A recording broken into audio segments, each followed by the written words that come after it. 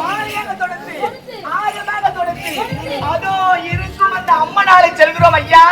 ஆமா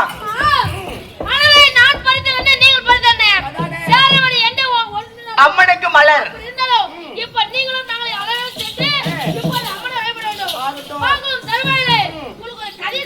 கதையா என்னைய கதை சொல்ல போறீங்க? நீங்கள் பார்த்து கொண்டிருப்பது உங்கள் செய்யாறு பையன் யூடியூப் சேனல். லைக் பண்ணுங்கள், ஷேர் பண்ணுங்கள், மறக்காமல் சப்ஸ்கிரைப் பண்ணுங்கள்.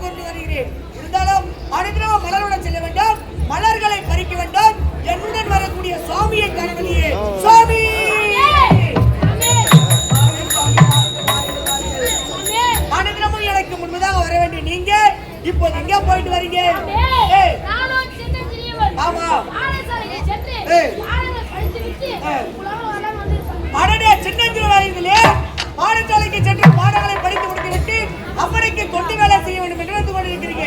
இருவரும் ஒன்றாக சென்று மலர்களிடம் செல்ல வேண்டாம், மலர்களை புறப்படலாமா?